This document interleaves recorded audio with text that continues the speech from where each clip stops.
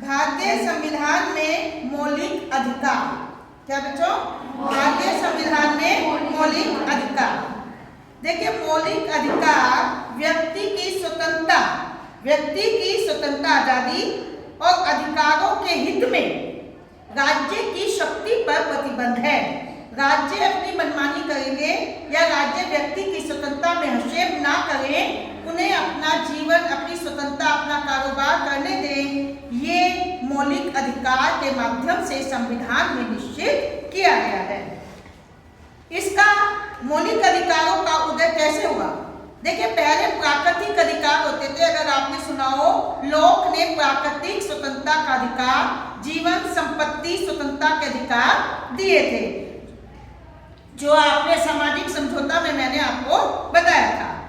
अब जो रिसेंट है, फ्रांस की क्रांति ने स्वतंत्रता, समानता और भाईचारे का संदेश दिया था।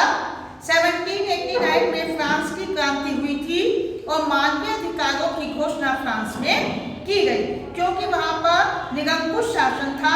वहां के नागरिक स्वतंत्रता चाहते थे और शासक को उन्होंने क्रांति के आधार पर हटाया था और क्या नारा दिया था कि स्वतंत्रता, समानता और भाईचारा स्थापित होना चाहिए। इसके बाद अमेरिका में जो नया संविधान, आपका संविधान बना 1789 का, उसमें तो आपका जो है एक तरीके से मौलिक अधिकार वर्णित नहीं थे, लेकिन शुरू में ही 10 संशोधन करके 1791 में अमेरिका के अंतर्गत 10 मौलिक अधिकारों को संविधान में स्थान दिया गया। अब अगर हम देखें, 10 दिसंबर 1948 को संयुक्त राष्ट्र संघ के अंतर्गत एक चार्टर पास किया गया, जिसमें समस्त विश्व के राष्ट्रों के लिए मानवीय अधिकारों की सार्वभौमिक घोषणा की गई। सार्वभौमिक का मतलब क्या है? पूरे विश्व के सभी राष्ट्र मानवीय अधिकारों की घोषणा करेंगे अपने यहाँ और उनका पालन कराएंगे। इसीलिए 10 दिसंबर का दिन जो है विश्व मानव अधिकार दिवस के रूप में मनाया जाता है, जो हमने अपने कॉलेज में भी मनाया था। अब है मौलिक अधिकारों का महत्व क्या है? मौलिक अधिकार प्रजातंत्र के आधार स्तंभ है, पिलर है, जिस पर लोकतंत्र की नींव खड़ी होती है। स्वतंत्रता, समानता लोकतंत्र के महत्वपूर्ण आधार है। न्याय दूसरा है, प्रत्येक व्यक्ति को पूर्ण शारीरिक, मानसिक और नैतिक विकास की सुरक्षा प्रदान करना। मौलिक अधिकार के द्वारा व्यक्ति अपना सब तरह का विकास कर सकता है और ये व्यक्ति के जो है विकास की स्वतंत्रता जो है या समानता जो है, न्याय है, ये सब व्यक्ति के विकास में सहायक होते हैं। बहुमत दल, आज का युग लोकतंत्र का युग है और लोकतंत्र में बहुमत दल शासन या सरकार का संचालन करता है। तो बहुमत दल अपनी मनमानी ना करने लगे, जनता के अधिकार और स्वतंत्रताओं को छीन न ले, इस दृष्टि से मौलिक अधिकारों का महत्व होता है। नागरिकों के न्याय और सुरक्षा, मौलिक अधिकार सभी नागरिकों को सामाजिक, आर्थिक, राजनीतिक न्याय प्रदान करवाने में सहायता करते हैं और उन्हें सेफ्टी, सुरक्षा देते हैं। राज्य के हस्तक्षेप से व्यक्ति की रक्षा, मौलिक अधिकार व्यक्ति को राज्य की तानाशाही और निरंकुशता से बचाते हैं। सरकार उनमें ज्यादा हस्तक्षेप नहीं कर पाती। अब इसके बाद आता है आपका कि भारतीय संविधान में मौलिक अधिकारों को उल्लेख करने की आवश्यकता क्यों पड़ी? संविधान में इनका वर्णन क्यों किया गया? क्या बिना संविधान में वर्णन करे काम चल सकता था? तो क्या महत्व है जब मौलिक अधिकारों को संविधान में स्थान दे दिया गया? सबसे पहला मैं आपको बता दूं, मौलिक अधिकार भारतीय संविधान के अध्याय 3 में है, चैप्टर 3 और अनुच्छेद 12 से 35 तक मौलिक अधिकारों का वर्णन है और ये सबसे महत्वपूर्ण चैप्टर है, अध्याय है भारतीय संविधान का, जिसके द्वारा वो अपने नागरिकों को अधिकार, स्वतंत्रताएं देता है। अब भारत के संविधान में इसका वर्णन होने से क्या फायदा हुआ? इसका ये फायदा हुआ, ये जरूरी था, क्योंकि भारत मुक्त हुआ था और अब कोई नई सरकार आकर फिर पुनः नागरिकों पर अत्याचार या निरंकुशता ना करने लगे और हमने लोकतंत्र को नया नया स्थापित किया था, तो लोकतंत्र की रक्षा के लिए, अपनी जनता को निरंकुशता से बचाने के लिए मौलिक अधिकारों को संविधान में स्थान दिया गया।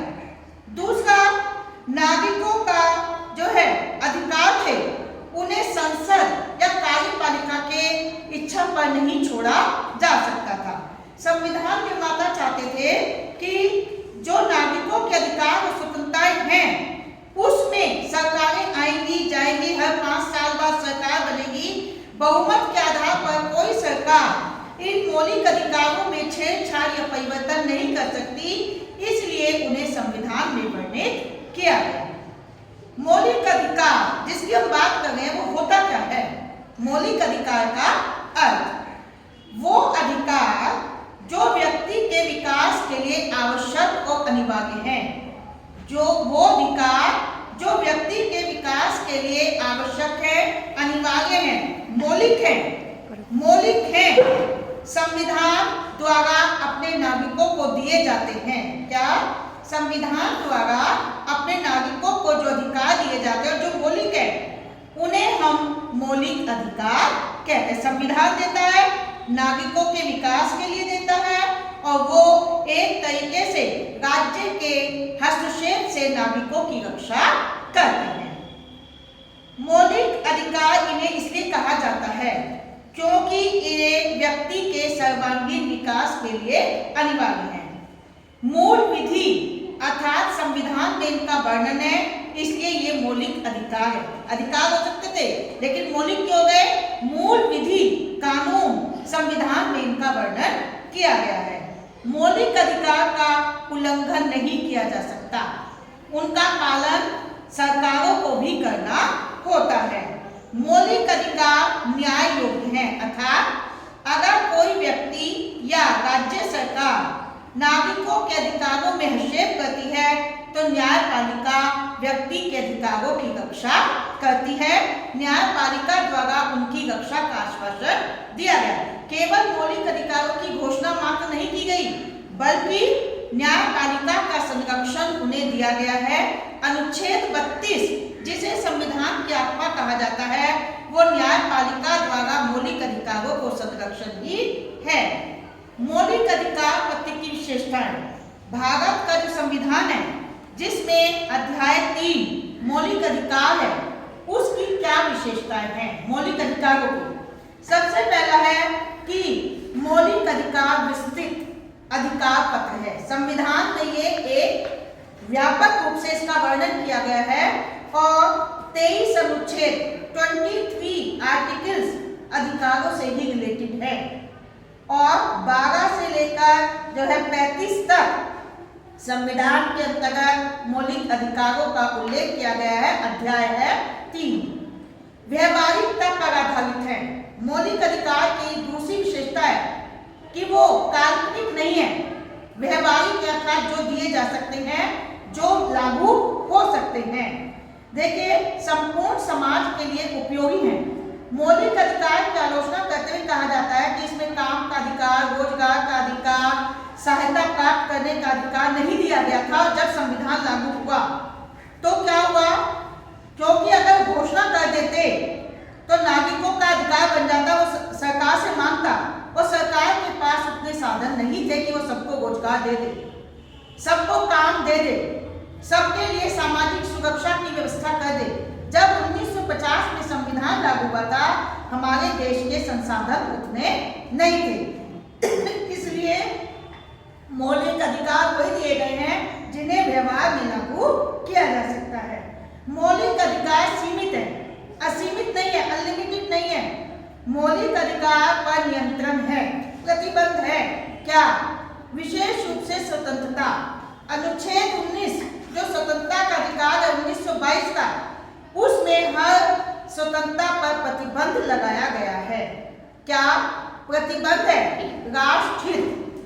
अगर व्यक्ति अपनी स्वतंत्रता का प्रयोग करते हुए राष्ट्रहित को नुकसान पहुंचाने की कोशिश करता है या किसी के कार्य और अधिकार से राष्ट्रहित को नुकसान पहुंचता प्रतिबंध लगा सकती है।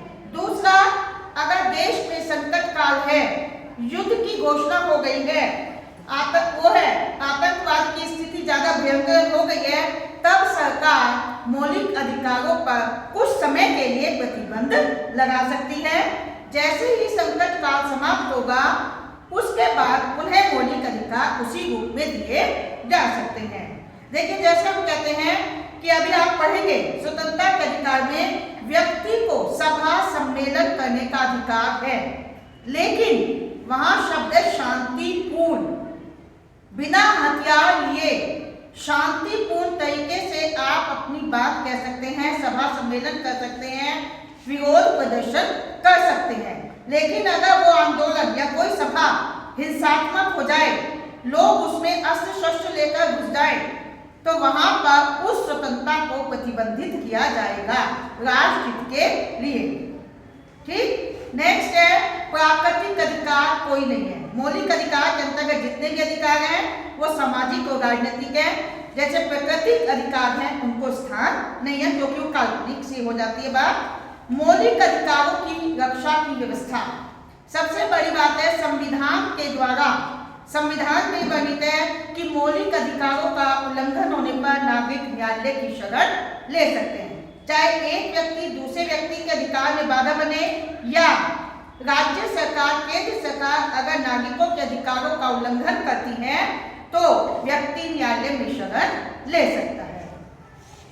संविधान का अनुच्छेद 32 को इसीलिए संविधान की आत्मा कहा जाता है। यह 2 नंबर के क्वेश्चन में आता है कि कौन सा अनुच्छेद संविधान की आत्मा है। देखिए, पूरे शरीर में मानव के सबसे महत्वपूर्ण तत्व क्या है? आत्मा।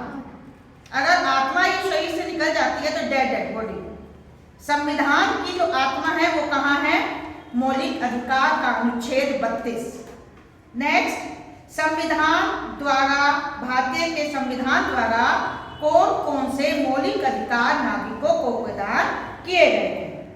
मौलिक अधिकार अगर हम देखें तो जब हमारा संविधान बना था, लागू हुआ, उस समय 7 मौलिक अधिकार नागरिकों को दिए गए थे। लेकिन संपत्ति का अधिकार राष्ट्र के विकास में बाधा बन रहा था, इसलिए उसे संशोधित कर दिया गया और 1979, क्या बता रही हूँ, 1979 में 44वां संशोधन किया गया और अब संपत्ति के अधिकार को मौलिक अधिकार से निकालकर कानूनी अधिकार बना दिया गया।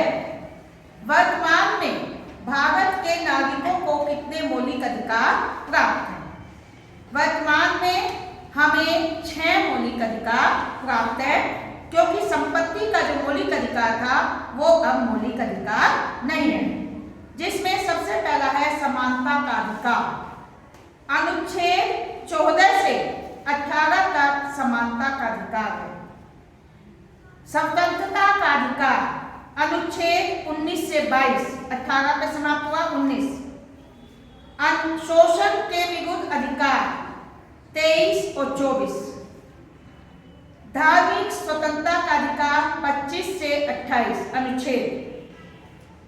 संस्कृति और शिक्षा संबंधी अधिकार 29 और 30। 31 अनुच्छेद था संपत्ति का अधिकार, जो अब समाप्त हो गया है। आप इसे लिख सकते हो कि ये समाप्त हो गया है किसके? 1979 के 44वें संशोधन के द्वारा। नेक्स्ट है अनुच्छेद 32 संवैधानिक उपचार, ये आपका संवैधानिक उपचारों का अधिकार। अब मैंने आपको बताया 6 मौलिक अधिकार है, उनके मैंने अनुच्छेद भी बताए।